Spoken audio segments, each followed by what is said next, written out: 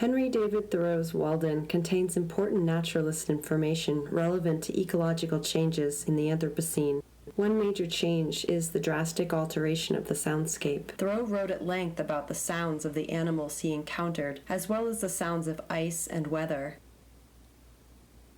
Perception of and attunement to the sounds of nature, both biophony, sounds of life, and geophony, abiotic natural sounds, constitute an important aspect of the human experience of nature.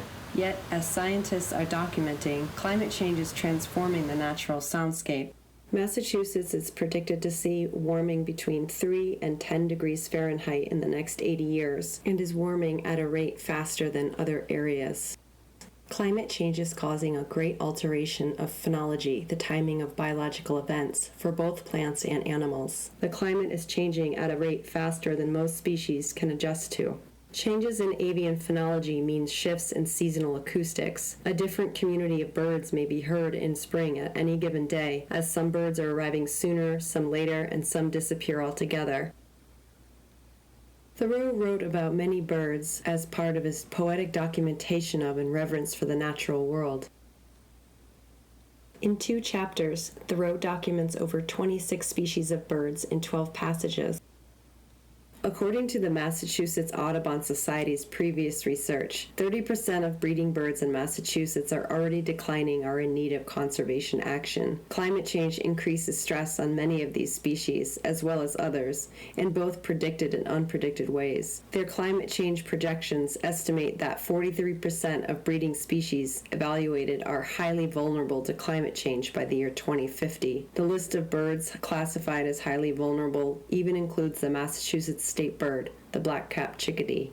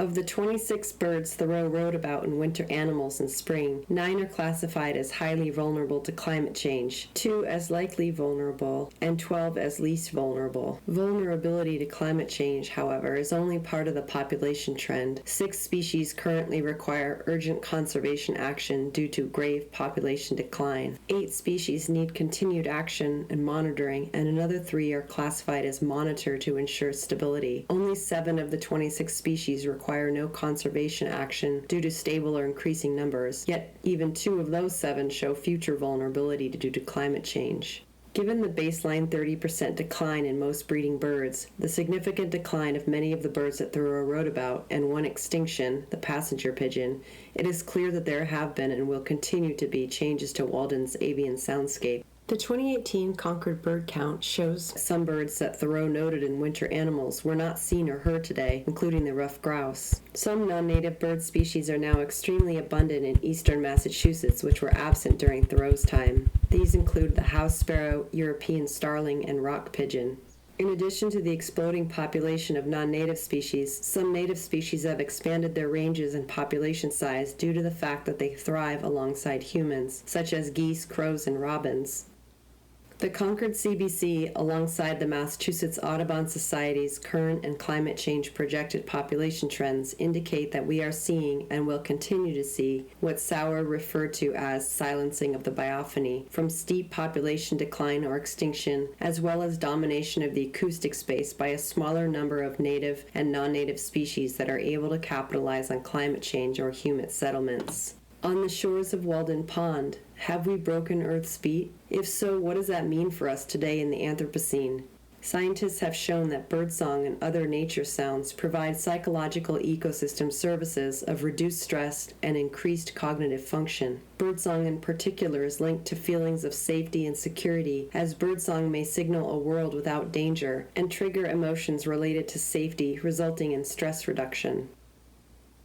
A loss of access of birdsong reduces these beneficial effects, as well as reduces the time and quality of being yoked to nature. In addition, the loss of certain species' songs and sounds can create an acute feeling of eco-melancholia as we mourn the loss of a favorite avian melody due to human-induced earth death. The soundscape has changed in terms of population dynamics. There has also been a significant increase in anthropogenic noise, or anthrophony, that disturbs and drowns out sounds of the more than human world.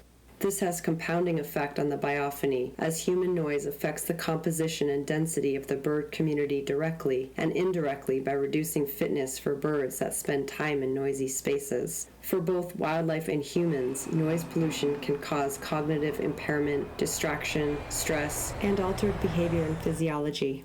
Most natural areas with protection from development and disturbance do not have a corresponding protection of oral resources. Yet quiet, which allows us to hear the sounds of the more than human world, can be thought of as a moral good. Standing on the shores of Walden Pond today would not offer the same monastic quiet as it once did. If Thoreau could hear what has happened and is projected to happen to his beloved soundscape, no doubt he would be disheartened. The loss, alteration, and anthropocentric drowning of the biophony and geophony of Walden Pond is a tragic casualty of the Anthropocene. Thoreau's writings serve not only as a reminder of the biodiversity we should be working harder to protect, but also gives us solace and hope in a time rife with eco-melancholia.